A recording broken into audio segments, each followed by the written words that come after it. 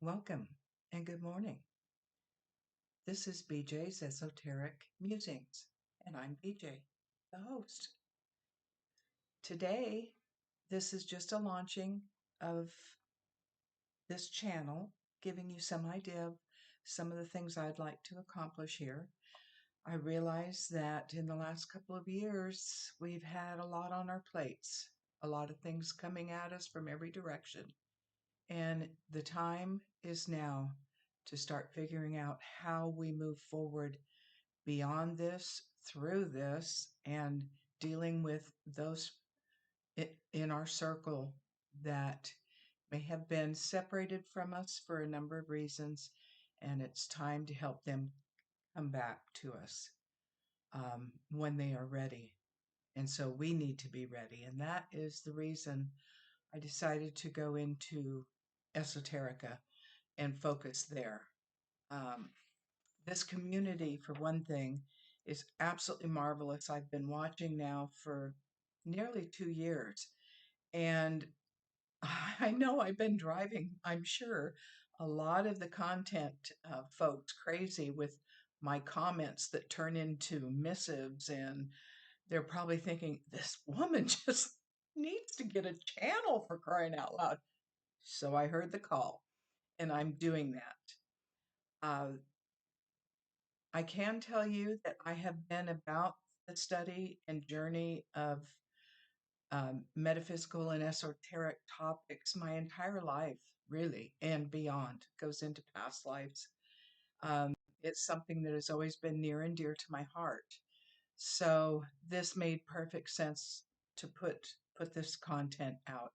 And I'm hoping that others of you are fellow sojourners wanting to know um, all kinds of topics and information you may have questions about. So please feel free to, in the comments, let me know some of the topics you'd like to discuss. And for now, today, I want to tell you a little bit about what I'm thinking about moving forward and some of the various little sub little chapters that I'll put together. Um, so yes, I read cards, I read runes, I pendulum, the whole nine. I've dabbled in all of it over time. And but I think for this application, I will mostly stick with oracle cards. I think they're more complementary to the work. But yes, certainly if somebody wants me to do some tarot, I will happily do that. But I do want to stay on topic um, as much as possible. I I don't know what it is. I guess maybe because that's not my focus and because there's so many great readers in this community already doing political topics. My cards go stone cold when I try to do political draws. They just don't gel for me. So I thought, okay, understand your limitation and let that be held in the hands of more capable than myself in that regard. So, with all of that said, I thought I'd start with telling you a little bit about me. Um, as I said, I've been a lifelong seeker of uh, esoteric topics, metaphysical topics. I had an innate knowing from the time I was very little that there was much more afoot in this world than what we were seeing on the daily. And the daily didn't really catch my attention much. I was about deeper issues and have always been a deep swimmer in the pools of life. So that that is where my focus is, and I have tended to kind of stay in that arena. Um, my uh, my life is I'm more than decades in. In fact, I'm 68 years old currently. Two children, as I mentioned in my little blip at the top of my channel. Um, and I have four grandkids. In fact, today is my oldest grandson's 16th birthday, so it seemed appropriate pop in here and create this video, um, and just see how it goes. I began studying in earnest, uh, probably at the age of 19 or 20. I was in my early college years. I was really being bombarded with a lot of dreams. I have a mother who was a prolific dreamer, or I should say, prophetic dreamer. My son also carries that, and apparently I have a bit of it as well because that's when those really kicked in, and I was getting a lot of past life dreaming and things of that sort that really piqued my curiosity. And so initially I went a bit of mainstream and I studied the genealogical histories of my family, trying to see if that, answered questions for me. And what I discovered was I had a real fascination um, with my ancestors, and luckily had relatives that had done enough genealogical work that my grandmother had a number of journal stories of different ancestors, which really embroidered a beautiful tapestry of information for me to be able to review.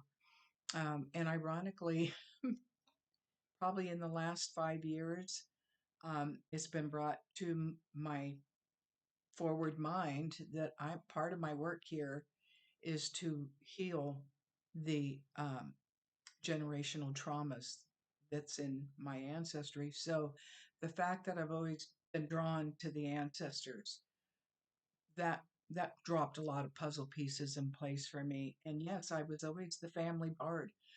Always loved to hang out with the older and relatives and get their stories from them and find out the little tidbits. And so that was always a pursuit from the time I was little. I enjoyed doing that.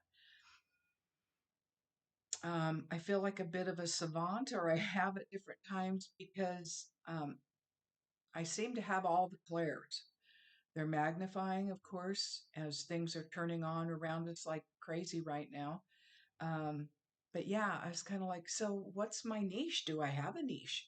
Yeah, I have clairaudience. Yes, I have claircognizance. Yes, I have smell. I have all of these different clairs. So I just say, yep, got all the clairs, and they seem to come in when it's appropriate. And so, yeah, I'm kind of just here, sometimes like a funnel, getting this information and going, oh, okay, that makes sense. All right, next. Um, but I'm sorry, I'm looking off to the side here because I do have some notes.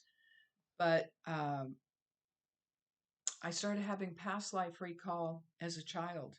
My mother loved, I'm from San Francisco Bay Area. I was born in the city. And my mother loved to take us up to Golden Gate Park to the museums. And I loved that. Every time there was a new exhibit, we'd go up. And I remember at about the age of 3 or 4 being um, at the French exhibit. It was from Versailles.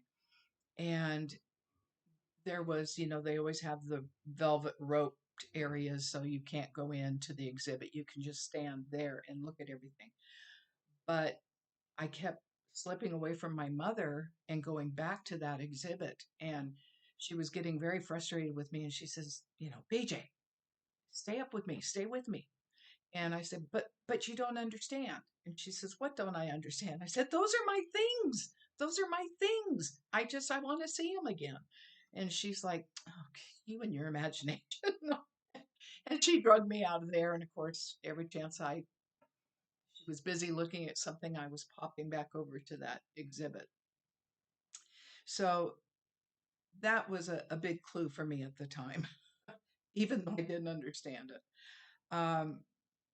But as I said, in earnest in my early 20s is when I began seeking, and I was very drawn to the material of Edgar Cayce. And I'm sure anyone in this community is very familiar with Edgar Cayce. But I was particularly drawn to him, I think, because of his vast knowledge and the things that he could channel on. And it kind of hit all those bells and whistles for me at the time. So I literally would go into bookstores and stand there, and often a book would fall off the shelf at my feet, and then I'd say, okay, that's the one. Or I would scan with my hand and see where I felt a energy pull, and that's what I'd grab. Do the same thing when I'm rock shopping. I'm always putting my hand out, scanning and seeing what's speaking to me, what draws me. And I have developed quite a collection of rocks over the years because of that, and I dearly love them. I've always collected rocks. So, enough about me. One of the things I wanted to talk about, as I mentioned earlier at the start of this, was that we need some tools going forward for this time, especially. And I thought today I would share something on forgiveness and what can't we let go of. You say they apologized, but I still can't forgive them. The reason you can't forgive them is because in that moment, you actually realize that the person rarely means, I didn't mean to hurt you. Let me repeat that. I didn't mean to hurt you.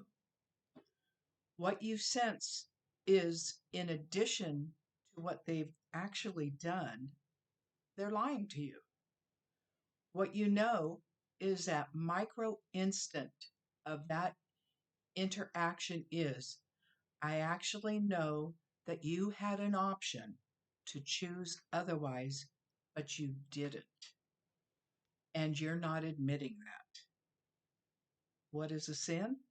And I don't like the word sin, but these are not my words. I am sharing this material from Carolyn Meese, who is fabulous. I first met her in the 90s, and she's an awesome person.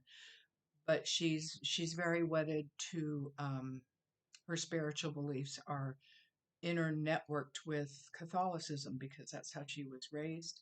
So she views sin. I choose the word error. So let me just bracket that around this. But it is, as a sole word, a sin or error is when someone consciously chooses to do something that they know for a fact that this action they do is going to cause harm, and that what I choose will adversely impact someone else. They harm that person or those people, and it doesn't stop me. So, is my conscious choice to hurt another person's life? That's not a boo boo. This is the conscious action to initiate, to do evil. So, I would suggest letting all that sink in, because at the time I saw this lecture from her, I was just blown away because I was working through a forgiveness situation with a lifelong friend, and was struggling with it because I was missing this piece of the puzzle. I'm all about intention. Intention is very important to me, but I hadn't thought about it from the perspective that they're knowingly doing an action that they know is probably going to harm another person. And for whatever reason, they make the choice to go ahead with it anyway. And to Carolyn's thinking, that is a sin, or, as I say, an error on their part. And that is what needs to be part of the acknowledgement in the apology. And so many folks are just not there. So that's where we have to come to the point that, okay, looking at them from where their limitation may or may not be in our perspective, and the intention behind that apology, if it arrives. Many times it just does not. Um, but then we know our next steps in the process. And sometimes we have to just forgive the, what was it somebody said the other day on one of their channels, and I'm sorry I didn't write it down, but it was something to the effect that if you cannot forgive the person, the vessel that you are that's standing in front of you, forgive the soul, because the soul is in a pure state, and it's the foibles of being human that create the friction. So that said, I just want to add a couple of more things, a wrap around. Uh, charism. Charism, this is another Carolyn Meese. The grace that only your soul has. That single tone in the universe by which God knows your name and the mission in your soul. That is charism. And living congruently is a goal, which is where head and heart align. So thank you, Carolyn, for those little isms, as my one friend calls them. I hope that was a little bit of uh, nice spiritual food for today. Um, I am going to be adding in other subsets, uh, one of which is going to be titled um, The Promise and the Challenge and the Promise. And we're going to talk about that a little bit later, hopefully, as other people find this channel and come on board, because it's a nice exercise to work from week to week, the different challenges that I will pose and the promise of what we see on the backside by doing them. And that's just one. The other, my guide, and it seems so simple, but she whispered this in my ear as I was dropping to sleep the other night. And she said, be the light. Be the light, which I strive to do. But yeah, doing it in a human vessel. So yes, I'm also a Leo with a lot of planets in Leo, so I don't suffer fools easily, and I can roar on occasion. But even I think back to the life of the Master Jesus, who really exploded in the temple against the money changers because he was so incensed at what they were doing in that moment. And in that study of that experience, I realized righteous indignation is not anger per se. It's not lashing out from the same place as someone being angry and just wanting to get even or just be nasty. But there is a lesson embroidered in righteous indignation, and we all have a right to it. Hopefully not on the daily, but sometimes things just need to have a little bit of a shake up to help someone else think and rethink what they may be doing. So, one of the other things that I want to cover is I don't know how many of you are versed in the Four Agreements. The Four Agreements, oh, let me get is from Don Miguel Ruiz. And there is a wonderful affirmation set that goes with the little book on the Four Agreements. And I would like to discuss that, and we will do pulls from the cards. Today, I'm going to do a quick pull from a newer deck that I just recently picked up. And let me get this here. Okay. And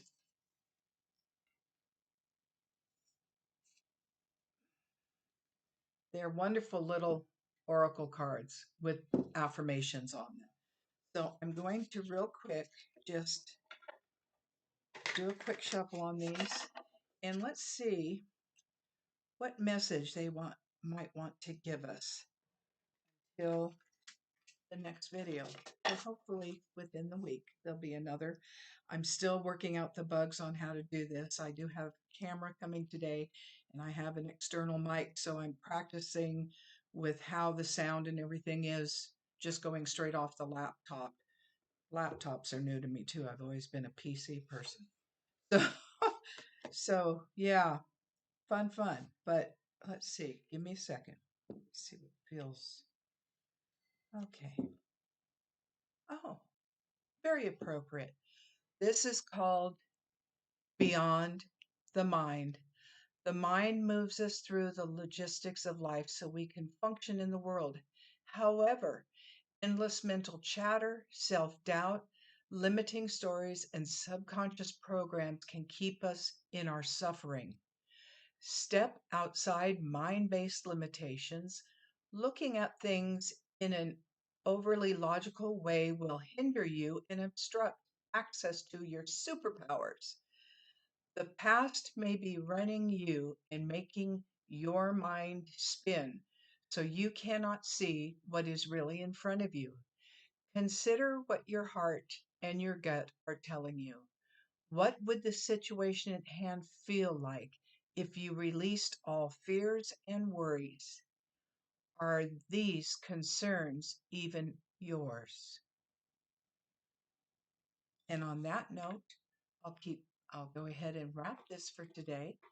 And until next time, then, thank you so much. Remember, oh, I should give the blurb. Remember to like and subscribe. It costs nothing to you out of pocket, but it helps, as you've probably heard from the others, to generate um, the algorithm for the channel. And as I'm just building this, I need all the likes and subscribes I can get. And if you feel like this is going to be worthy of your time and the time of your friends or others, please share. More than happy to do that. And yes, I want to have a dialogue with all of you. So please let me know your thoughts. Let me know the topics you're interested in, and we'll get rolling on that. And with that, I wish you a wonderful day. Bye bye now.